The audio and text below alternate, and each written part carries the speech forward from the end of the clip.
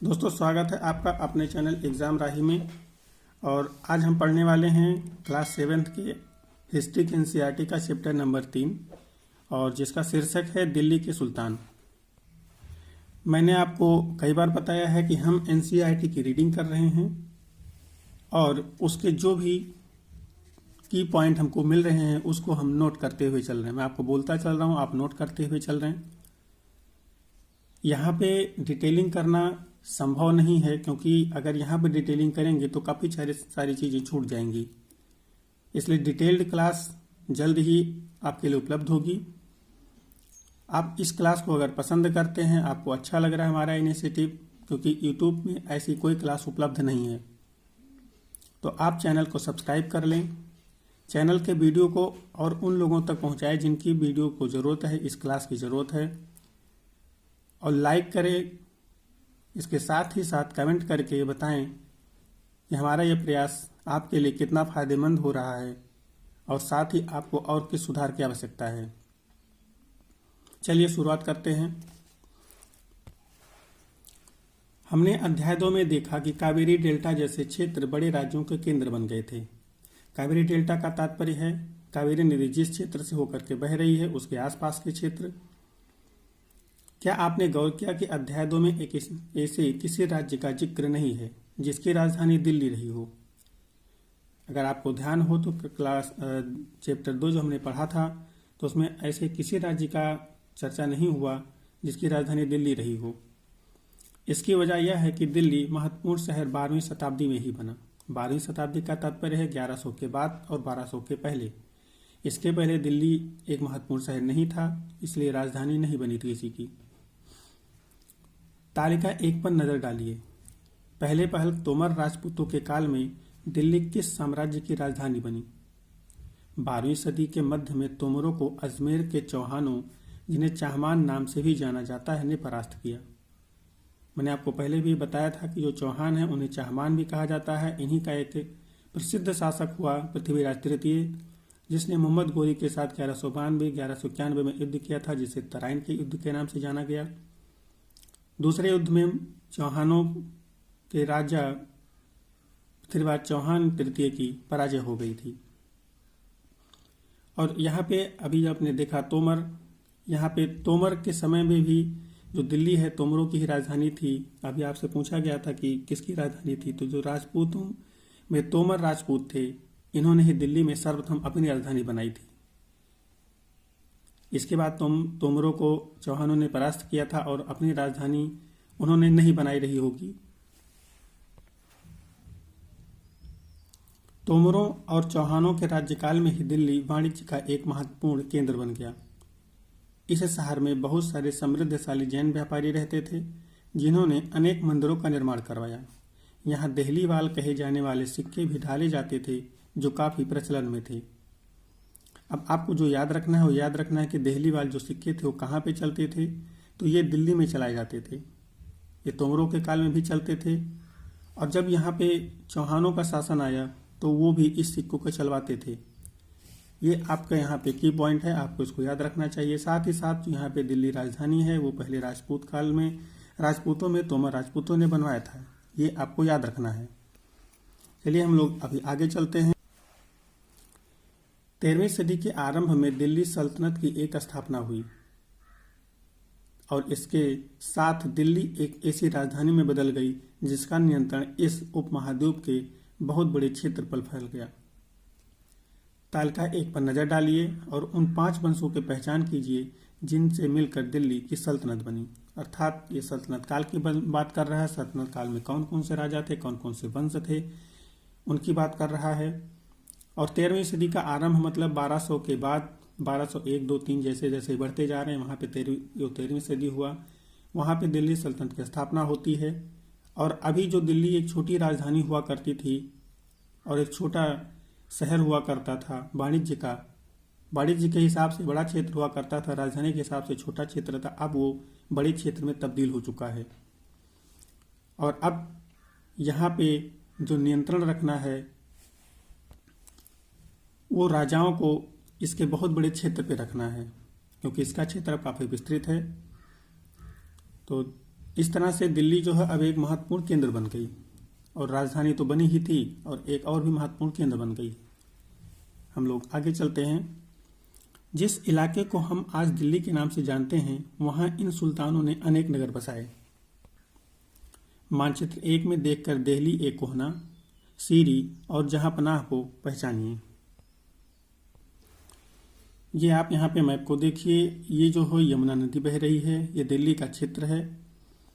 और इसी के बगल में थोड़ी सी दूर पे आकर के जो उसकी भी बात की गई, एक था सीरी। सीरी यहाँ पे बसी हुई है, इसको यहाँ पे बसाया गया।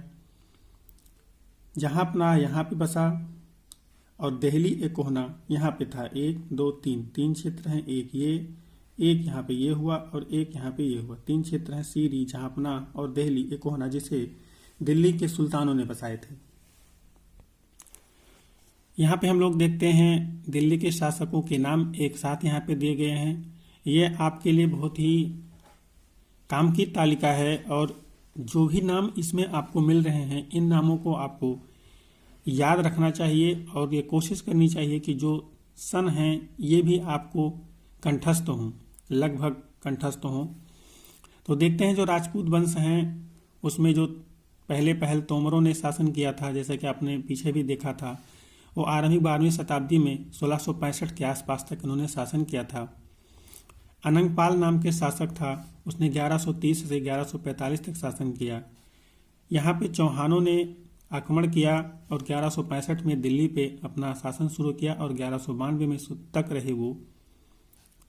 पृथ्वीराज चौहान जो हैं वो 1175 से 1192 तक रहे, क्योंकि 1192 में ही इन्हें मोहम्मद गोरी ने पराजित कर दिया था तराइन के सेकंड युद्ध में। इनका शासन यहाँ पे ख़त्म हो जाता है।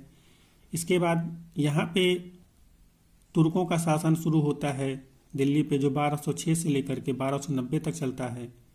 लगभग 84 साल के आसपास इनका शासन यहाँ पे रहता है, जिसमें कुतुबुद्दीन ऐबक जो है वो 1206 से लेकर 1210 तक शासन करता है। शमसुद्दीन इल्तुतमिश जो है, या आप सीधे इल्तुतमिश बोल लीजिए, वो 1210 से लेकर के 1236 तक शासन करता है। इसके बाद रजिया आती हैं, रजिया सुल्तान बनती हैं। ये यहाँ पे 1236 से लेकर के 1240 तक शासन करती हैं। गयासुद्दीन बलबन जो हैं वो 1266 से लेकर के 1287 तक शासन करते हैं।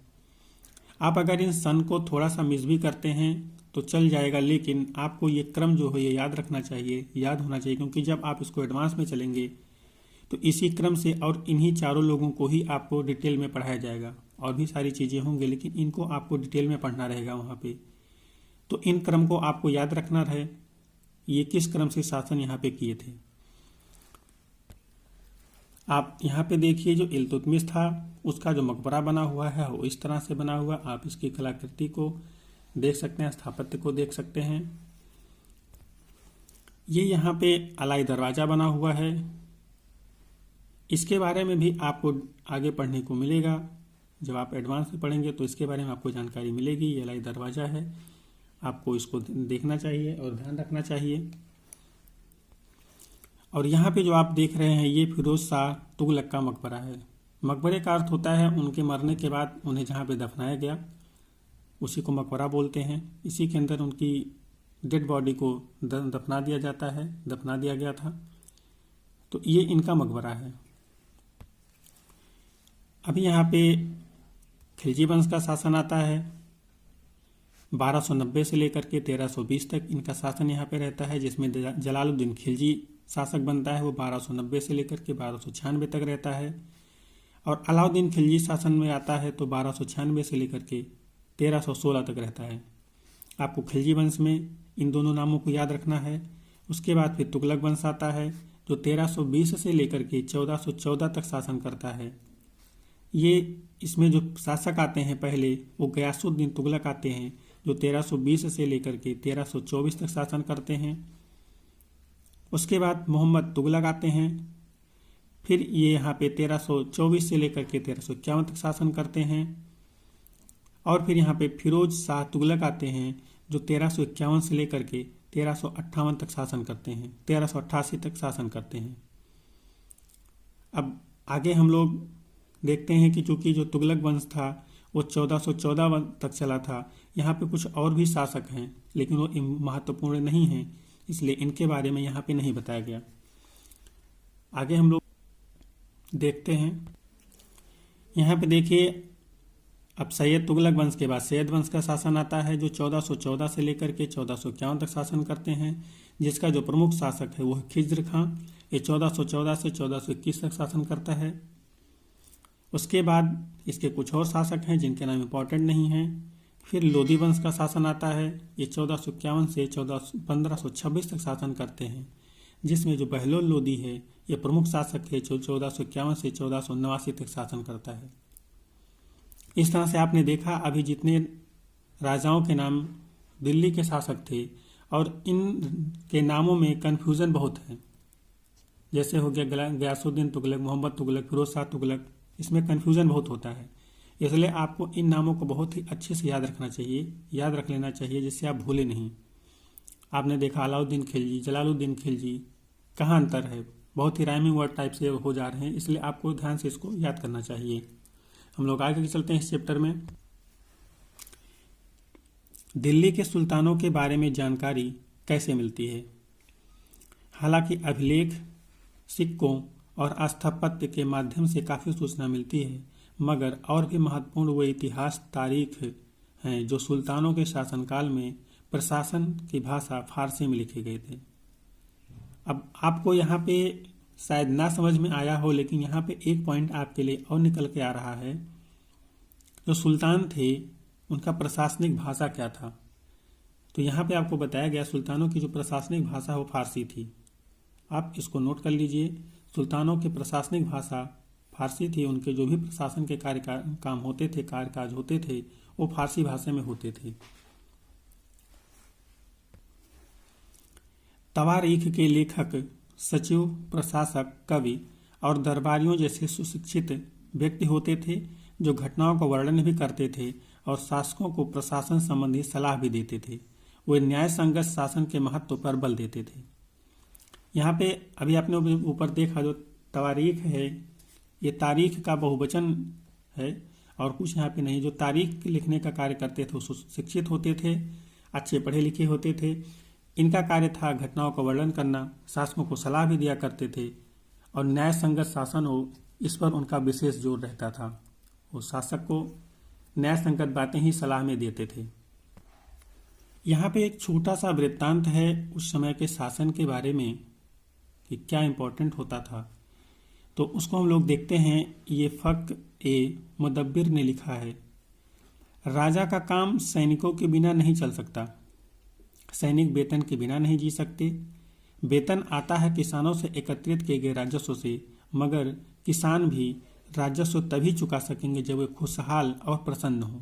ऐसा तभी हो सकता है जब राजा न्याय और ईमानदार प्रशासन को बढ़ावा दे। अभी हमने आपको पीछे बताया था कि जो उसके तवारीख लिखने वाले व्यक्ति होते थे वो न्याय संगत शासन पर बल देते थे, जिसका कारण यही था कि अगर न्याय संगत शासन होगा तो लोग एक दूसरे से रूठेंगे नहीं, असंतोष की भावना उत्पन्न नहीं होगी, तो जो शासन सत्ता है वो लंबे समय तक चलेगी। नहीं तो आपस में ही फूट होगी और कोई न कोई अलग से आक्रमण करके उनको खत्म कर देगा, और शासन में भी जो जनता है वो विद्रोह कर देगी। इसलिए जो न्याय है वो बहुत ही कंपलसरी हो जाता है एक शासन को चलाने के लिए। हम लोग आगे चलते हैं। अभी यहाँ पे एक छोटी सी और कुछ इंपॉर्टेंट बातें दी जा रही हैं जिनको ध्यान में रखना है आपको। नंबर 1 है, तवारीख के लेखक नगरों में, विशेषकर दिल्ली में रहते थे।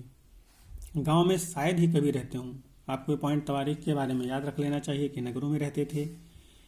वे अक्सर अपने इतिहास सुल्तानों के लिए उनसे ढेर सारे इनाम इकराम पाने की आशा में लिखा करते थे। जैसा कि हमने आपको पीछे भी चैप्टर में बताया था कि जो प्रशस्तियाँ लिखी जाती थी राजाओं के बारे में लिखे जाते थे, वो राजा से इनाम पाने के लिए ही ज़्यादातर लिखे जाते थे, और राजा जिस चीज़ से प्रसन्न होता था उसी चीज़ को लिखा जाता था। नंबर 3 है, ये लेखक अक्सर शासकों को जन्म सिद्ध अधिकार और लिंग भेद पर आधारित आदर्श समाज व्यवस्था बनाए रखने की सलाह देते थे। उनके विचारों से सारे लोग सहमत नहीं होते थे। जन्म सिद्ध अधिकार का मतलब होता है जो आपको जन्म से मिल जाता है। जैसे कि अगर आपने राजा के घर में जन्म लिया है तो आप राजा ही बनेंगे। तो और आप पुरुष हैं तो पुरुष ही राजा बनेगा, स्त्री राजा नहीं बनेगा। इस टाइप का जो लिंग भेद का मतलब था वो लिंग भेद था स्त्री पुरुष के संदर्भ में। और जन्म सिद्ध अधिकार का मतलब था कि आप ही होंगे, आप राजा के बेटे हैं तो आप ही राजा होंगे। ये तवारीख के बारे में छोटी सी इन्फॉर्मेशन आपके साथ है, लेकिन कोई ज़रूरी नहीं कि इन सारी चीज़ों से हर कोई प्रसन्न हो, लेकिन शासन था उनका अपना चल रहा था। सन 1236 में सुल्तान इल्तुतमिश की बेटी रजिया सिंहासन पर बैठी। आपको ये डेट याद रखना चाहिए, ये डेट आपसे कई बार पूछा गया है कि जो रजिया हैं वो शासन में सत्ता में कब आती हैं, तो 1236 में आती हैं। उस युग के इतिहासकार मिन्हाज ए सिराज ने स्वीकार किया है कि वह अपने सभी भाइयों से अधिक योग्य और सक्षम थीं, लेकिन फिर भी वह एक रानी को शासक के रूप में मान्यता नहीं दे पा रहा था। दरबारी जन भी उसके स्वतंत्र रूप से शासन करने की कोशिशों से प्रसन्न नहीं थे। सन 1240 में उसे सिंहासन से हटा दिया गया। जैसा कि अभी हमने आपको बताया था कि लिंग भेद जो था कि स्त्री जो है शासक नहीं बन सकती। रजिया ने किसी तरह से अपनी योग्यता के बल पे, अपनी तलवार के बल पे अपने आप को शासक तो बना लिया, लेकिन उसके दरबारी भी उससे खुश नहीं थे और अंततः 1240 में उसे सिंहासन से हटा दिया जाता है। यहाँ पे रजिया के बारे में मिन्हाज ए सिराज, जो कि उसी के समय के कवि इतिहासकार हैं, उन्होंने अपने कुछ विचार दिए हैं, उनको हम देखते हैं, क्योंकि इतिहास में पहली बार ऐसा हो रहा है कि कोई स्त्री शासक बन रही है। तो इसके बारे में हम देखते हैं थोड़ा सा क्या लिखा है उन्होंने। मिन्हाज ए सिराज का सोचना था कि ईश्वर ने जो आदर्श समाज व्यवस्था बनाई है उसके अनुसार स्त्रियों को पुरुषों के अधीन होना चाहिए, और रानी का शासन इस व्यवस्था के विरुद्ध जाता था। इसलिए वह पूछता है, खुदा की रचना के खाते में उसका ब्यौरा जो कि मर्दों की सूची में नहीं आता, इसलिए इतनी शानदार खूबियों से भी उसे आखिर हासिल क्या हुआ। रजिया ने अपने अभिलेखों और सिक्कों पर अंकित करवाया कि वह सुल्तान इल्तुतमिश की बेटी थी। आधुनिक आंध्र प्रदेश के वारंगल क्षेत्र में किसी समय काकतीय वंश का राज्य था। उस वंश की रानी रुद्रम्मा देवी के व्यवहार से रजिया का व्यवहार बिल्कुल विपरीत था। रुद्रम्मा देवी ने अपने अभिलेखों में अपना नाम पुरुषों जैसा लिखवाकर अपने पुरुष होने का भ्रम पैदा किया था। एक और महिला शासक थी कश्मीर की रानी बिद्दा, उनका नाम दीदी से निकला है। जाहिर है प्रजा ने अपनी प्रिय रानी को यह स्नेह भरा संबोधन दिया होगा। आप देख रहे हैं कि रजिया के पहले जो भी एक दो कहीं पे रानी हुई भी, जिन्होंने शासन संभाला भी, उन्होंने अपना नाम स्त्री जैसा नहीं दिखाया, पुरुषों जैसा दिखाया।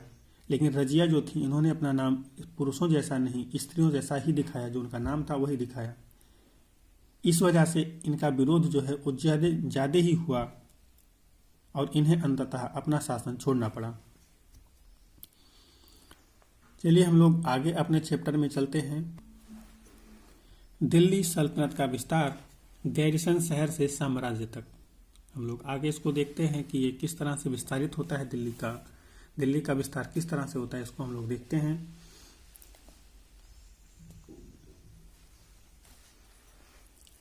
तेरहवीं शताब्दी के आरंभिक वर्षों में दिल्ली के सुल्तानों का शासन गैरिसनों का मतलब होता है जो सैनिक टुकड़ियां होती थी, रक्षक सैनिक टुकड़ियां होती थीं, उनके निवास के लिए जो किले बनाए जाते थे उन्हीं को गैरिसन बोलते थे। एक छोटे से क्षेत्र में या बड़े से जो भी उनके हिसाब से जितनी जरूरत होती थी उस क्षेत्र को किलेबंद कर दिया जाता था और सैनिक टुकड़ियां उसी में निवास करती थीं, उसी को गैरिसन बोलते थे। निवास के लिए बने मजबूत किलेबंद शहरों से परे शायद ही कभी फैले हों, मतलब ये शहरों में ही रहते थे, गांव में जाने की इनकी जरूरत नहीं पड़ती थी। शहरों से संबद्ध लेकिन उनसे दूर भीतरी प्रदेशों पर उनका नियंत्रण ना के बराबर था। भीतरी प्रदेश मतलब गांव के इलाके, शहर से जो दूर हैं गांव के इलाके हैं उनकी बात हो रहा है, भीतरी प्रदेश करते हैं, अब यही है। और इसलिए उन्हें आवश्यक सामग्री, रसद आदि के लिए व्यापार कर या लूटमार पर ही निर्भर रहना पड़ता था। दिल्ली के सुदूर बंगाल और सिंध के गैरिसन शहरों का नियंत्रण बहुत ही कठिन था। बगावत, युद्ध, यहाँ तक कि खराब मौसम में से भी उनसे संपर्क के नाजुक सूत्र छिन्न भिन्न हो जाते थे। शासन को अफगानिस्तान से आने वाले हमलावरों और उन सूबेदारों से बराबर चुनौती मिलती रहती थी जो जरा सी कमजोरी का आभास मिलते ही विद्रोह का झंडा खड़ा कर देते थे। मैंने आपको पीछे कई बार बताया था कि बहुत सारे सामंत जो होते थे वो जैसे ही देखते थे कि राजा थोड़ा सा कमजोर है और वो अब अच्छे खासी स्थिति में है, मजबूत स्थिति में है, वो अपने आप को स्वतंत्र घोषित कर देते थे या अपना कोई राज्य लॉन्च कर देते थे, अपना कोई राज्य बना लेते थे। ऐसे ही यहाँ पे भी दिल्ली सल्तनत काल में भी ऐसे ही हो रहा है। इन चुनौतियों के चलते सल्तनत बड़ी मुश्किल से किसी तरह अपने आप को बचाए हुई थी। इसका विस्तार हुआ गयासुद्दीन बलबन, अलाउद्दीन खिलजी और मोहम्मद तुगलक के राज्यकाल में। अब यहाँ पे जब दिल्ली पे योग्य शासक आए तब जाकर के इसका विस्तार और सुदूर इलाकों में हुआ, नहीं तो सिर्फ और सिर्फ जो शहर का इलाका था वहाँ पे इनका विस्तार रहता था और यहाँ पे ही इनका जो शासन था वो अच्छे से चल पाता था। भीतरी इलाके जो थे, शहर से दूर के इलाके थे, वहाँ पे नहीं हो पाता था। सल्तनत की भीतरी सीमाओं में जो अभियान चले उनका लक्ष्य था गैरिसन शहरों की पृष्ठभूमि में स्थित भीतरी क्षेत्रों की स्थिति को मजबूत करना। इन अभियानों के दौरान गंगा यमुना के दो आप से जंगलों को साफ कर दिया गया और शिकारी संग्राहकों तथा चरवाहों को उनके परिवास से खदेड़ दिया गया। वह जमीन किसानों को दे दी गई और कृषि कार्य को प्रोत्साहन दिया गया। व्यापार मार्गों की सुरक्षा और क्षेत्रीय व्यापार की उन्नति की खातिर नए किले और शहर बसाए गए। अर्थात अब दिल्ली विस्तृत हो रही है, दिल्ली के इलाके बढ़ रहे हैं, तो यहाँ पे सुरक्षा के लिए तमाम सारे जंगल काटे जा रहे हैं, नए क्षेत्र को बसाने के लिए जंगल काटे जा रहे हैं, व्यापार के लिए मार्ग बनाए जा रहे हैं, उनकी सुरक्षा की जा रही है, सुरक्षा के इंतजाम किए जा रहे हैं, कृषि को प्रोत्साहन दिया जा रहा है, जो जमीनें जंगलों को काट के मिल रही हैं उस पर किसानों को खेती करने के लिए प्रोत्साहित किया जा रहा है। इस तरह से जो दिल्ली है वो अपने आप का विस्तार कर रही है। दूसरा विस्तार सल्तनत की बाहरी सीमा पर हुआ। सल्तनत की बाहरी सीमा का मतलब है सल्तनत जो दिल्ली का अपना क्षेत्र है या सल्तनत काल का विस्तार जहां तक था उसके बाहर। अलाउद्दीन खिलजी के शासनकाल में दक्षिण भारत को लक्ष्य करके सैनिक अभियान शुरू हुए और ये अभियान मोहम्मद तुगलक के समय में अपनी चरम सीमा पर पहुंचे। इन अभियानों में सल्तनत की सेनाओं ने हाथी, घोड़े, गुलाम और मूल्यवान धातुएं अपने कब्जे में ले ली। अर्थात जब अलाउद्दीन खिलजी शासनकाल में आता है तो वो अभी उत्तर भारत से निकल करके दक्षिण भारत की ओर जा रहा है, द्रविड़ क्षेत्र की तरफ जा रहा है, अपना विस्तार वहां पे कर रहा है। अभी तक जो दिल्ली सल्तनत थी वो उत्तर भारत में ही फैली हुई थी, उसके बाहर नहीं जा पा रही थी, लेकिन अब ये दक्षिण भारत में जा रहा है और वहां पे मन राज्य का विस्तार करने की कोशिश कर रहा है और वहां पे उसे हाथी, घोड़े, गुलाम और तमाम मूल्यवान वस्तुएं मिल रही हैं जो कि उसके शासन के लिए मूल्यवान हैं। अपने आप को धन के मतलब कह लीजिए कि संपत्ति के मामले में अपने आप को मजबूत करेंगे और दूसरा अपने सैनिकों को जो उन्हें वेतन देना है उसको देने में सक्षम हो जाएंगे। साथ ही जो हाथी घोड़े हैं इनसे उन्हें युद्ध में मदद मिलेगी। दिल्ली सल्तनत की सेनाओं की शुरुआत अपेक्षाकृत कमजोर थी, मगर 150 वर्ष बाद मोहम्मद तुगलक के राज्यकाल के अंत तक इस उपमहाद्वीप का एक विशाल क्षेत्र इसके युद्ध अभियान के अंतर्गत आ चुका था। अर्थात हमने आपको बताया था कि दिल्ली सल्तनत का जो कार्य है, दिल्ली सल्तनत का जो समय है, शुरुआती समय है, वो एक छोटे क्षेत्र पे रहती है। उसके पास जो सेनाएं हैं वो बहुत दूर तक युद्ध करने के लिए नहीं जाती हैं या वो बहुत दूर तक के क्षेत्रों को कब्जा करने की फिराक में नहीं रहती हैं। लेकिन अब 150 साल बाद जब सल्तनत बसा, उसके 150 साल बाद मोहम्मद तुगलक का राज्य जो है, इसके समय आते आते ये जो युद्ध क्षेत्र है ये काफ़ी दूर तक फैल चुका है और युद्ध अभियान बहुत आगे तक जा रहे हैं, बहुत दूर दूर तक जा रहे हैं। इसने शत्रुओं की सेनाओं को परास्त किया और शहरों पर कब्जा किया। इसके सूबेदार और प्रशासक मुकदमों में फैसले सुनाते थे और साथ ही किसानों से कर वसूल करते थे। लेकिन इतने विशाल क्षेत्र पर इनका नियंत्रण किस सीमा तक और कितना प्रभावी था? अब दिल्ली से बैठ करके सुदूर दक्षिण क्षेत्र को शासित करना आसान नहीं था। कई बार कमजोरियां जो इनकी होती थी उससे तमाम क्षेत्र के शासक या राज्यपाल कह लीजिए उस समय के या सामंत अपने आप को स्वतंत्र घोषित कर लेते थे और शासक घोषित कर लेते थे। लोग आगे देखते हैं कि और क्या चीज़ें हैं इस चैप्टर में। यहाँ पे आप इस मैप को देखिए, दिल्ली यहाँ पे है, दिल्ली सल्तनत का विस्तार चल रहा है, दिल्ली सल्तनत अपने सैनिक अभियान अब चला रही है। तो देखिए यहाँ से दिल्ली, आपको जो ये एरो तीर दिख रहे हैं, कई सारे यहाँ पे आपको दिखाई दे रहे हैं, ये यहाँ के सैनिक अभियान है। एक सैनिक अभियान यहाँ से शुरू होता है, यहाँ से आते थे, इधर आके समाप्त होता है। फिर और सारे यहाँ पे देवगिरी है, यहाँ पे आके समाप्त होता है। फिर यहाँ पे देखिए एक सैनिक अभियान तंजावुर के आसपास आता है, यहाँ पे समाप्त होता है। पांडव के राज्य ही सुदूर में है। और ये देखिए आप मतलब देख रहे हैं कि वारंगल के आसपास में आ रहा है, गुजरात में जा रहा है, चित्तौड़ पे जा रहा है, रणथंभौर पे जा रहा है। इस तरह से देखिए ये जो कड़ा क्षेत्र है वो यहाँ पे है, इस पे भी इनका अभियान जा रहा है। तो आप देखिए कि यहाँ पे किस तरह से जो सैनिक अभियान है वो दूर दूर तक हो रहे हैं, आप देख रहे हैं। यहाँ पे आपको एक जो चित्र दिखाई दे रहा है, ये है दिल्ली एक कोहना, जो इसे बसाया गया, बनाया गया, ये आपको यहाँ पे आप इसको देख रहे हैं। इसका जो निर्माण कार्य है वो इल्तुतमिश और अलाउद्दीन खिलजी ने किया था।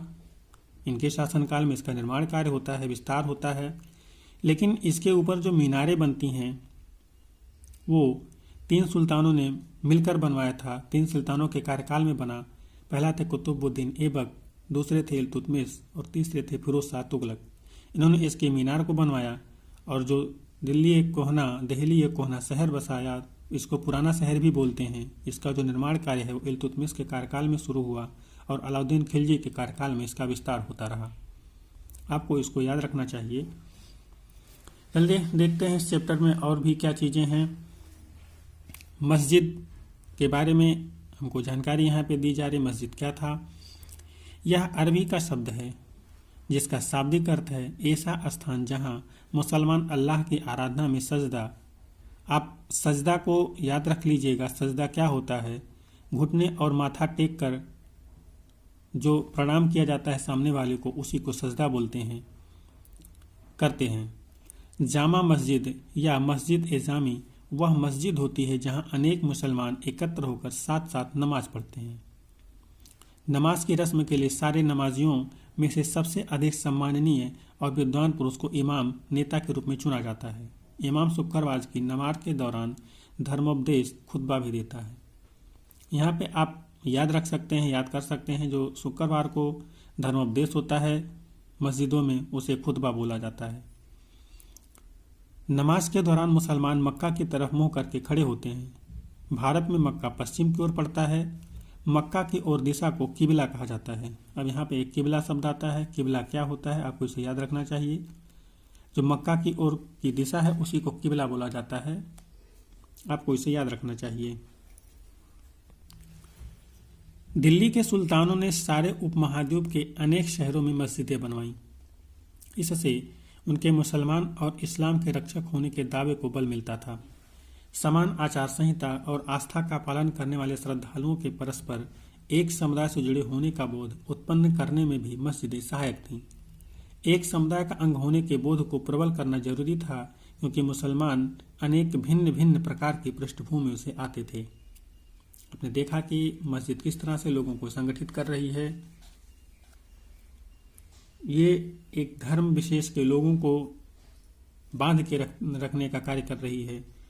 और शासकों ने हर शहर में मस्जिदें बनवाई थीं, तो इसका भी अर्थ यही था कि इन्होंने इस धर्म को संरक्षण दिया। यहाँ पे आपको एक चित्रफोर जो दिखाई दे रहा है, आप यहाँ पे देख रहे हैं, इसे मोठ की मस्जिद के नाम से जाना जाता है। ये आप देख रहे हैं। इसे सिकंदर लोदी जब शासन कर रहा था, तो सिकंदर लोदी के शासनकाल में उसके मंत्री ने बनवाया था। आपको इसको याद रखना चाहिए कि मोठ का मस्जिद किसने बनवाया था, तो या किसके शासनकाल में बना, तो सिकंदर लोदी के शासनकाल में बना और उसके मंत्री ने बनवाया था। ये क्वेश्चन आपसे पूछा गया है, इसलिए आपको इसको याद रखना चाहिए। खिलजी और तुगलक वंश के अंतर्गत प्रशासन और समेकन। नज़दीक से एक नज़र। अब इसके प्रशासन को हम थोड़ा सा देखेंगे। तो खिलजी और तुगलक वंश है, इसका प्रशासन थोड़ा सा देखेंगे। दिल्ली सल्तनत के अंतर्गत दिल्ली सल्तनत जैसे विशाल साम्राज्य के समेकन के लिए विश्वसनीय सूबेदारों तथा प्रशासकों की जरूरत थी। दिल्ली के आरंभिक सुल्तान विशेषकर इल्तुतमिश सामंतों और जमींदारों के स्थान पर अपने विशेष गुलामों को सूबेदार नियुक्त करना अधिक पसंद करते थे। इन गुलामों को फारसी में बंदगा कहा जाता था। अब आपको बंदगा शब्द आपके पास है, तो इस बंदगा शब्द को आपको याद रखना है कि बंदगा किसे कहा जाता था। जो गुलाम होते थे इन्हें बंदगा कहा जाता था। ये एक फारसी शब्द था तथा इन्हें सैनिक सेवा के लिए खरीदा जाता था। अब यहाँ पे जो गुलाम हैं इनके बारे में आपको जानकारी इकट्ठी करनी चाहिए, आपको जानकारी रखनी चाहिए कि ये क्या कार्य करते थे। सल्तनत काल में गुलामों का क्या कार्य था। आपने अभी यहाँ पे देखा कि सैनिक सेवा के लिए भी रखे जाते थे। ये कई बार महत्वपूर्ण पदों पर भी काम करने के लिए उनको प्रशिक्षित किया जाता था और मालिकों के वो विश्वसनीय होते थे। वो उनको सूबेदार भी नियुक्त किया जाता था। ये क्वेश्चन आपसे पूछा जा सकता है कि दिल्ली सल्तनत में गुलामों को क्या क्या अधिकार प्राप्त थे या गुलामों को किन किन कामों के उपयोग में लाया जाता था। आगे देखते हैं। बंदगा कहा जाता है तथा इन्हें सैनिक सेवा के लिए खरीदा जाता था। उन्हें राज्य के बहुत ही महत्वपूर्ण राजनीतिक पदों पर काम करने के लिए बड़ी सावधानी से प्रशिक्षित किया जाता था। वे चूंकि पूरी तरह अपने मालिक पर निर्भर होते थे, इसलिए सुल्तान भी विश्वास करके उन पर निर्भर हो सकते थे। आपने देखा यहाँ पे अभी जो मैंने आपको बताया था कि उनका कार्य क्या क्या था, आपने अभी देखा यहाँ पे। आपको इसे याद रखना चाहिए, याद जरूर रखिए। हम लोग आगे चलते हैं। अब यहाँ पे एक छोटी सी अलग से इंफॉर्मेशन है, बेटों से बढ़कर गुलाम। इसको हम लोग देखते हैं इसका क्या अर्थ है। सुल्तानों को सलाह दी जाती थी, जो उनके सलाहकार होते थे सुल्तानों को सलाह देते थे। जिस गुलाम को हमने पाला पोसा और आगे बढ़ाया है उसकी हमें देखभाल करनी चाहिए, क्योंकि तकदीर अच्छी हो तभी पूरी जिंदगी में कभी कभी ही योग्य और अनुभवी गुलाम मिलता है। बुद्धिमानों का कहना है कि योग्य और अनुभवी गुलाम बेटे से भी बढ़कर होता है। अब आप देख रहे हैं कि जिस तरह से अभी पीछे आपने देखा कि गुलामों को क्या क्या अधिकार प्राप्त थे, उस तरह से आप कह सकते हैं कि जो गुलाम हैं वो बेटे से कम नहीं है, बेटे से बढ़कर ही हैं, क्योंकि आप उन पे आंख मूंद करके भरोसा कर सकते थे। खिलजी और तुगलक शासक बंदगा का इस्तेमाल करते रहे और साथ ही अपने पर आश्रित निम्न वर्ग के लोगों को भी ऊंचे राजनीतिक पदों पर बैठाते रहे। ऐसे लोगों को सेनापति और सूबेदार जैसे पद दिए जाते थे, लेकिन इससे राजनीतिक अस्थिरता भी पैदा होने लगी। अब राजनीतिक अस्थिरता क्यों पैदा होने लगी? क्योंकि जो शासक हैं वो अपने जो निम्न वर्ग हैं उनके आश्रित हैं, उनको ही राजनीतिक पदों पर बैठा रहे हैं। इसमें गुलाम भी हैं या उनके सगे संबंधी हो सकते हैं। इन चीजों से अब जनता में आक्रोश पैदा हो रहा है कि सारे पदों पे तो वही लोग हैं, जनता कहाँ जाएगी? जो जनता में योग्य लोग हैं वो कहाँ जाएंगे? इससे राजनीतिक अस्थिरता पैदा होना स्वाभाविक है, क्योंकि अगर जनता खुश नहीं है, जनता के जो प्रतिनिधि हैं वो खुश नहीं हैं, तो राजनीतिक अस्थिरता तो पैदा होना स्वाभाविक सी बात है। गुलाम और आश्रित अपने मालिकों और संरक्षकों के प्रति तो वफादार रहते थे, मगर उनके उत्तराधिकारियों के प्रति नहीं। अब यहाँ पे आप देखिए, जो गुलाम हैं या आश्रित हैं, जिन्होंने गुलाम बनाया था या जिनके आश्रित थे, उनको तो पूरी वफादारी से उनके साथ वो रहते थे, लेकिन जब उनके पुत्र शासन सत्ता में आते थे तो उनके प्रति वो वफादार नहीं रह जाते थे, उनसे वो दगाबाजी करना शुरू कर देते थे। नए सुल्तानों के अपने नौकर होते थे। फलस्वरूप किसी नए शासक के सिंहासन पर बैठते ही प्रायः नए और पुराने सरदारों के बीच टकराहट शुरू हो जाती थी। अब जबकि आपने देखा कि आप नए सुल्तानों के प्रति वफादार नहीं हैं, तो जो नया सुल्तान आएगा वो नए लोगों की नियुक्ति करेगा, तो जो पुराने हैं उनको इससे दिक्कत होगी, क्योंकि कईयों को अपना पद छोड़ना पड़ेगा। तो इससे नए और पुराने में टकराहट होना तो स्वाभाविक सी बात है। सुल्तानों द्वारा निचले तबके के लोगों को संरक्षण दिए जाने के कारण उच्च वर्ग के कई लोगों को गहरा धक्का भी लगता था, और फारसी तवारीख के लेखकों ने निचले खानदान के लोगों को ऊंचे पदों पर बैठाने के लिए दिल्ली के सुल्तानों की आलोचना भी की है। अब यहाँ पे आप लोग देख रहे हैं कि अगर आप सिर्फ गुलामों को, अपने आश्रितों को ही शासन सत्ता में लाएंगे तो जो उच्च वर्ग है, जो संपन्न वर्ग है, उसका क्या होगा? वो भी तो शासन सत्ता में आना चाहता है। अगर वो शासन सत्ता में नहीं आ पाएगा तो निश्चित है कि वो कहीं ना कहीं उपद्रव मचाएगा, युद्ध होंगे, या अपने आप को अगर इतना संपन्न होगा तो किसी क्षेत्र का शासक घोषित करेगा। तो इससे आपकी जो एक राजनीतिक स्थिरता है वो कमजोर होगी और आपकी स्थिति कमजोर होगी। इसका फायदा कोई और उठाएगा। यहाँ पे कुछ एक छोटी सी इंफॉर्मेशन और है, इसको हम लोग देखते हैं कि जो मोहम्मद तुगलक के अधिकारी जन थे उसमें कौन कौन थे। यहाँ पे छोटी सी जानकारी हम लोगों को दी गई है। तो यहाँ पे देखते हैं हम लोग, सुल्तान मोहम्मद तुगलक के अजीज खुमार नामक कलाल, शराब बनाने और बेचने वाला। कलाल का तात्पर्य है शराब बेचने और बनाने वाला। फिरोज हजाम नामक नाई, मनका तब्बाख नामक बावर्ची और लड्ढा तथा पीरा नामक मालियों को ऊंचे प्रशासनिक पदों पर बैठाया था। 14वीं शताब्दी के मध्य के इतिहासकार जियाउद्दीन बर्नी ने इस नियुक्तियों का उल्लेख सुल्तान के राजनीतिक विवेक के नाश और शासन करने की अक्षमता के उदाहरणों के रूप में किया है। अब अभी आपने ऊपर देखा था कि किस तरह से निम्न वर्ग या आश्रित वर्ग या गुलाम को शासन सत्ता में बड़े बड़े पद दिए जा रहे थे। उसी का एक यहाँ पे नमूना दिखाया गया है कि इनको कौन कौन से पद मिल रहे थे। और जो इतिहासकार जियाउद्दीन बर्नी है वो कह रहा है कि इसका तात्पर्य है, इस तरह की नियुक्तियों का तात्पर्य है कि जो राजनीतिक विवेक है सुल्तान का वो नाश हो चुका है और वो शासन करने में सक्षम नहीं रह गया है। तो इस तरह से आपने देखा कि इतिहासकार भी उसकी आलोचना कर रहे हैं। तो जो उस वक्त सामंत रहे होंगे उनका तो लड़ना स्वाभाविक ही था। पहले वाले सुल्तानों के ही तना खिलजी और तुगलक शासकों ने भी सेना नायकों को भिन्न भिन्न आकार और इलाकों को सूबेदार के रूप में नियुक्त किया। ये इलाके इक्ता कहलाते थे और इन्हें संभालने वाले अधिकारी इक्तादार या मुक्ति कहे जाते थे। अब आप यहाँ पे देख रहे हैं इक्ता क्या होता था। तो एक इलाका था जो उस पे उसके सूबेदार थे। जो सूबेदारों के इलाके होते थे उन्हें इक्ता कहा जाता था और इन्हीं को जो ये अधिकारी थे इन्हें संभालते थे, इन्हीं को इक्तादार कहा जाता था। इलाके को इक्ता कहा जाता था और इलाके के अधिकारी को इक्तादार या मुक्ति कहा जाता था। मुक्ति का फर्ज था सैनिक अभियानों का नेतृत्व करना और अपने इक्तों में कानून और व्यवस्था बनाए रखना। अपनी सैनिक सेवाओं के बदले वेतन के रूप में मुक्ति अपने इलाकों से राजस्व की वसूली किया करते थे। राजस्व के रूप में मिली रकम से ही वे अपने सैनिकों को भी तनख्वाह देते थे। आप देख रहे हैं कि जो इक्ता है उसमें जो कर वसूल का कार्य है वहाँ का उसका जो मुखिया है अर्थात इक्तादार है या मुक्ति है वो करता है।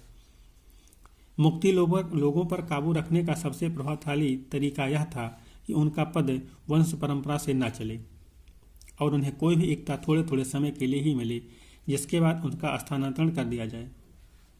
सुल्तान अलाउद्दीन खिलजी और मोहम्मद तुगलक के शासनकाल में नौकरी के इन कठोर नियमों का कड़ी सख्ती से पालन होता था। अर्थात उन्हें एक कुछ समय के लिए किसी क्षेत्र का इक्तादार बनाया जाता था, उसके बाद उनका ट्रांसफर किसी और जगह कर दिया जाता था। इसका संदर्भ आप इस तरह से आप देख सकते हैं कि आज भी समाज के जो बड़े अधिकारी हैं अपने यहाँ डिस्ट्रिक्ट में, प्रदेश के या देश के जो बड़े अधिकारी होते हैं उनका भी समय समय पर ट्रांसफर होता रहता है, जिससे वो वहाँ पे अपना प्रभाव बहुत अधिक ना जमा सकें। मुक्ति लोगों द्वारा एकत्रित किए गए राजस्व की रकम का हिसाब लेने के लिए राज्य द्वारा लेखा अधिकारी नियुक्त किए जाते थे। इस बात का ध्यान रखा जाता था कि मुक्ति राज्य द्वारा निर्धारित कर ही वसूलें और तय संख्या के अनुसार ही सैनिक रखें। तो इन सारी चीज़ों का इनमें ध्यान रखा जाता था कि कैसे शासन सत्ता एक अच्छे तरीके से चलती रहे। जब दिल्ली के सुल्तान शहरों से दूर आंतरिक इलाकों को भी अपने अधिकार में ले आए तो उन्होंने भूस्वामी सामंतों और अमीर जमींदारों को भी अपनी सत्ता के आगे झुकने को बाध्य कर दिया। अलाउद्दीन खिलजी के शासनकाल में भू राजस्व के निर्धारण और वसूली के कार्य को राज्य अपने नियंत्रण में ले आया। स्थानीय सामंतों से कर लगाने का अधिकार छीन लिया गया, बल्कि स्वयं उन्हें भी कर चुकाने को बाध्य किया गया। अब आप यहाँ पे देखिए कि जो अभी तक अलाउद्दीन खिलजी के शासनकाल के पहले जो सूबेदार कुछ इलाके के खुद कर वसूल करते थे, अब उन्हें भी राज्य के नियंत्रण में लिया गया।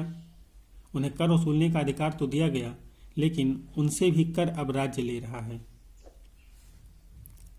सुल्तानों के प्रशासकों ने जमीन की पैमाइश की और इसका हिसाब बड़ी सावधानी से रखा। जमीन की पैमाइश भी करवाई जा रही है। कुछ पुराने सामंत और जमींदार राजस्व के निर्धारण और वसूली अधिकारी के रूप में सल्तनत की नौकरी करने लगे।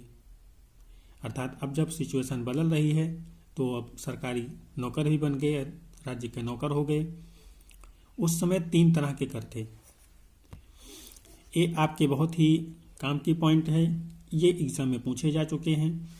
कृषि पर, जिसे खराज कहा जाता था और किसान की उपज का लगभग 50% होता था। आप देख रहे हैं कि कृषि पर लगने वाला जो कर था उसे खराज कहा जाता था और ये 50% होता था। आपको याद रखना चाहिए, जो खराज था वो उपज का 50% था। मवेशियों पर कर लगता था और घरों पर भी कर लगता था। यह याद रखना जरूरी है कि इस उपमहाद्वीप का काफी बड़ा हिस्सा दिल्ली के सुल्तानों के अधिकार से बाहर ही था। दिल्ली से बंगाल जैसे सुदूर प्रांतों का नियंत्रण कठिन था और दक्षिण भारत की विजय के तुरंत बाद ही वह पूरा क्षेत्र फिर से स्वतंत्र हो गया।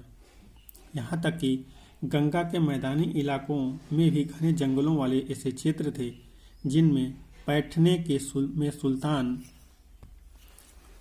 की सेनाएं अक्षम थीं। स्थानीय सरदारों ने इन क्षेत्रों ने अपना शासन जमा लिया। अलाउद्दीन खिलजी और मोहम्मद तुगलक इन इलाकों पर जोर जबरदस्ती अपना अधिकार जमा तो लेते थे, पर वह अधिकार कुछ ही समय तक रह पाता था। यहाँ पे भी आपने देखा एक शब्द आया था पैठना। पैठने का अर्थ होता है उसके अंदर जा करके सैनिक अभियान करना या अपना नियंत्रण उस पर रखना। इस पे यहाँ का इसका अर्थ था।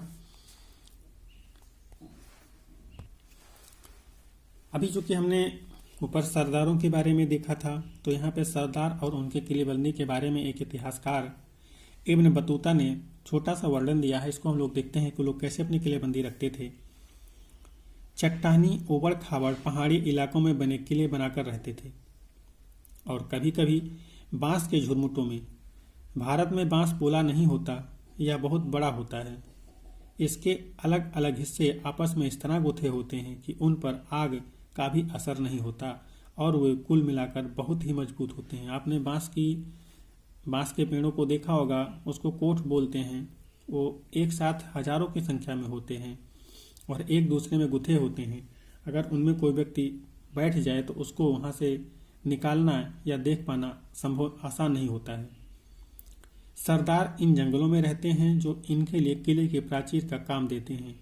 इस दीवार के घेरे में ही उनके मवेशी और फसल रहते हैं। अंदर ही पानी भी उपलब्ध रहता है, अर्थात वहां एकत्रित हुआ वर्षा का जल, इसलिए उन्हें प्रबल बलशाली सेनाओं के बिना हराया नहीं जा सकता। ये सेनाएं जंगल में घुसकर खास तौर से तैयार किए गए औजारों से बांसों को काट डालती थीं। आपने देखा था कि जो भीतरी इलाके थे, जंगली इलाके थे, वहाँ पे सेनाएं बहुत जल्दी काबिज नहीं हो पाती थी। उसका कारण यही था कि जंगल थे, बांस के अंदर रहते थे और ये ऐसे उबड़ खाबड़ इलाके हुआ करते थे कि यहाँ पे पता ही नहीं चलता था ये कहाँ पे कौन है। तो वहाँ पे सेनाएं अपना अभियान अच्छे से नहीं चला पाती थीं। चंगेज खां के नेतृत्व में मंगोलों ने 1219 में उत्तर पूर्वी ईरान में ट्रांस आक्सासियान, ये आधुनिक उज्बेकिस्तान है, पर हमला किया और इसके शीघ्र बाद ही दिल्ली सल्तनत को उनका धावा झेलना पड़ा। अर्थात तो वहां से हमला करने के बाद दिल्ली सल्तनत पर हमला कर रहे हैं। अलाउद्दीन खिलजी और मोहम्मद तुगलक के शासनकालों के आरंभ में दिल्ली पर मंगोलों के धावे बढ़ गए। इससे मजबूर होकर दोनों ही सुल्तानों को एक विशाल स्थानीय सेना खड़ी करनी पड़ी। इतनी विशाल सेना को संभालना प्रशासन के लिए भारी चुनौती था। देखते हैं कि आगे हम लोग देखते हैं कि उन्होंने चुनौती का सामना कैसे किया। साथ सब कह सकते हैं कि जो चंगेज खां है इसका जो दिल्ली सल्तनत पे आक्रमण हो रहा है अलाउद्दीन खिलजी और मोहम्मद तुगलक के शासनकाल में हो रहा है। और ये बहुत ही बहुतायत मात्रा में हो रहा है, एक दो नहीं कई बार ये आक्रमण यहाँ पे कर रहे हैं। इन तमाम असफलताओं की गिनती करने में हम कभी कभी भूल जाते हैं कि सल्तनत के इतिहास में पहली बार दिल्ली के केसर सुल्तान ने मंगोल इलाके को फतह करने की योजना बनाई थी। जहां अलाउद्दीन खिलजी का बल प्रत्यक्षा पर था, वह मोहम्मद तुगलक के द्वारा उठाए गए कदम मंगोलों के विरुद्ध सैनिक आक्रमण की योजना का हिस्सा थे। इसका तात्पर्य यह है, इसका अर्थ यह है, मंगोल आक्रमण भारत पे जब बढ़ रहे हैं तो जो मोहम्मद तुगलक है, अलाउद्दीन खिलजी है, ये उससे परेशान हैं। तो जो मोहम्मद तुगलक है, इसने उज्बेकिस्तान जहां से इनका आक्रमण हो रहा था वहीं पे ही सीधे आक्रमण करने की योजना बना डाली। तो इस तरह से इसके लिए उन्होंने अपनी सेनाओं को अधिक सक्षम बनाया, सेनाओं को बड़ी बनाया और उसके बाद वहां पे उन्होंने आक्रमण करने का अभियान चलाया। 15वीं तथा 16वीं शताब्दी में सल्तनत, अब 15वीं और 16वीं शताब्दी आते थे, सल्तनत की क्या सिचुएशन है यहाँ पे हम लोग देखते हैं। तालिका एक को फिर से देखें, हमने आपको शुरू में दिखाया था। आप पाएंगे कि तुगलक वंश सैयद तथा लोदी वंशों का राज्य रहा। तब तक जौनपुर, बंगाल, मालवा, गुजरात, राजस्थान तथा पूरे दक्षिण भारत में स्वतंत्र शासक उठ खड़े हुए थे। कहने का तात्पर्य यही है कि अभी जो केंद्र का शासन है वो कमजोर हो रहा है, इसलिए अलग अलग क्षेत्र में अलग अलग शासक जो हैं वो फल फूल रहे हैं। उनकी राजधानियां समृद्ध थीं और राज्य फल फूल रहे थे। इसी काल में अफगान तथा राजपूतों जैसे नए शासक समूह ही उभरे। अब दिल्ली सल्तनत एक तरह से अपने पतन की तरफ है, तो यहाँ पे अब राजपूत जो हैं वो शासक उभर रहे हैं। इसी काल में स्थापित राज्यों में से कुछ छोटे तो थे पर शक्तिशाली थे और उनका शासन बहुत ही कुशल तथा व्यवस्थित तरीके से चल रहा था। शेरशाह सूरी 1540 से 1545 तक ने बिहार में अपने चाचा के एक छोटे से इलाके में प्रबंधक के रूप में काम शुरू किया था और आगे चलकर उसने इतनी उन्नति की कि मुगल सम्राट हुमायूं तक को चुनौती दी और परास्त किया। शेरशाह ने दिल्ली पर अधिकार करके स्वयं अपना राजवंश स्थापित किया। हालांकि सूरी वंश ने केवल 15 वर्ष शासन किया, लेकिन इसके प्रशासन ने अलाउद्दीन खिलजी वाले कई तरीकों को अपनाकर उन्हें और भी चुस्त बना दिया। महान सम्राट अकबर ने जब मुगल साम्राज्य को समेकित किया तो उसने अपने प्रतिमान के रूप में शेरशाह की शासन व्यवस्था को ही अपनाया था। तो आप देख रहे हैं कि जब दिल्ली सल्तनत का एंड हो रहा है, दिल्ली सल्तनत खत्म हो रही है, तो वहाँ पे जो राजपूत काल है वो आता है। राजपूतों में जो शेरशाह सूरी है वो अपने आप को एक तरह से सम्राट के रूप में जनता के सामने लेके आता है और अपने आप को इतना ज़्यादा मजबूत कर लेता है कि वो जो मुगल सम्राट इतने मजबूत हो गए हैं उसके समय में, उसमें जो हुमायूं है उसको ही वो चुनौती देता है और उनसे युद्ध करता है। उसने जो अपना शासन है वो इतना अच्छे तरीके से व्यवस्थित किया है कि जब मुगल बादशाह अकबर शासन सत्ता संभालते हैं तो वो उसके शासन की जो व्यवस्थित चीज़ें थी, जो शासन प्रशासन के तरीके थे, उसको वो अपनाता है। इस तरह से हम लोग देखते हैं कि दिल्ली में अब मुगल स्थापित हो चुके हैं और उन्हें शेरशाह सूरी जैसे कुछ अलग राजपूत टक्कर दे रहे हैं। ये चैप्टर हमारा यहाँ पे खत्म होता है। तो आपने देखा इस चैप्टर में, जो इस चैप्टर का सारांश एक तरह से कह लीजिए कि ये चैप्टर शुरू होता है सल्तनत काल से और राजपूतों के वंश से होते हुए मुगल वंश के आसपास आकर के खत्म होता है। अब इस चैप्टर के हम क्वेश्चन को देख लेते हैं। साथ ही आपको जो भी चीज़ें बीच बीच में बताई गई हैं या जो भी चीज़ें आपको इम्पोर्टेंट लगती हैं आप उनको नोट करते चले होंगे और जिनको भी आपने नोट किया है उनको आप याद करते चलिए। मैंने आपको कई बार बताया है कि जो ये छोटी छोटी चीज़ें आपके सामने आ रही हैं इनको अगर आप अभी से नोट और याद करते चलेंगे तो एडवांस की क्लास में आपको दिक्कत नहीं होगी। ये इस चैप्टर के क्वेश्चन हैं आप इन क्वेश्चनों को देख रहे हैं। मैं आपको बार बार बोलता हूँ, आप इन क्वेश्चनों को लिखिए, गलत लिखिए, सही लिखिए, जैसे भी लिखिए बस लिखिए। अपने अंदर के जो कुछ विचार हैं उनको इन क्वेश्चन के हिसाब से बाहर करिए। वो विचार जैसे भी हों आप बाहर करके उनको लिखिए। इससे आपके विचारों में एकाग्रता आएगी और धीरे धीरे सिर्फ वही विचार बाहर आएंगे जो आपके क्वेश्चन की रिक्वायरमेंट होगी। यहाँ पे कुछ चीज़ें और भी क्वेश्चन तौर पे दी गई हैं, इनको आपको देखना है, समझना है। मैंने आपको लगभग इन सारी चीज़ों को समझा दिया है। जैसे आप दिल्ली सल्तनत पर मंगोल आक्रमण का क्या प्रभाव पड़ा, मैंने आपको ये भी बताया था। भीतरी और बाहरी सीमा से आप क्या समझते हैं, मैंने ये भी आपको समझाया था। न्याय चक्र के अनुसार सेनापतियों के लिए किसानों के हितों का ध्यान रखना क्यों जरूरत है, मैंने आपको बताया था। मैंने लगभग इस चैप्टर की जो भी चीज़ें थी वो सारी चीज़ें आपको बता दी हैं। जो यहाँ पे कुछ शब्द आए थे, इक्ता, तारीख, गैरिसन, मंगोल, लिंग और खराज, मैंने इनको भी आपको एक्सप्लेन किया था। आप चैप्टर के एंड में जब देखेंगे तो जो भी चीज़ें आपसे चैप्टर में पूछी जा रही हैं उसमें से सारी चीज़ें मैंने आपको एक्सप्लेन की हुई हैं। अब आपकी जिम्मेदारी बनती है कि आप उस एक्सप्लेनेशन को अपने एग्ज़ाम में और अपने क्वेश्चन में किस तरह से उतारेंगे। एग्ज़ाम का मतलब सिर्फ आगे के एग्ज़ाम से नहीं, इस चैप्टर के जो क्वेश्चन दिए गए हैं इनको लिखते समय भी आप अपने आप को एग्ज़ाम के हॉल में ही मानिए। आप कैसे इसका फ़ायदा उठाते हैं आपके ऊपर डिपेंड है। हमारा कार्य आपको सिर्फ और सिर्फ समझाना है और बताना है। रटना, याद करना, समझना आपका काम है। तो इस तरह से इस चैप्टर को यहाँ पे ख़त्म करते हैं और मिलेंगे फिर अगले चैप्टर में, अगले टॉपिक के साथ में। मैं आपसे सिर्फ इतना कहना चाहूँगा लास्ट तक कि आपको अगर हमारा ये प्रयास अच्छा लग रहा है तो आप इस चैनल को सब्सक्राइब कर लें। इस पे आने वाले समय में और भी अच्छी अच्छी क्लासें आने वाली हैं, खासकर इतिहास के संदर्भ में। इतिहास में इस चैनल पे आपको इस लेवल तक लेके चला जाऊंगा, इस लेवल तक पढ़ा दूंगा कि आप कोई भी एग्ज़ाम सिर्फ उसी अपने नोट्स के बल पे क्रैक कर लेंगे। साथ ही आप इस वीडियो को शेयर करिए लोगों तक जिनको इस वीडियो की ज़रूरत है, और लाइक और कमेंट के माध्यम से हमें बताइए कि आपको और किस चीज़ की रिक्वायरमेंट है। चलिए मिलते हैं अगले क्लास में, तब तक के लिए जय हिंद,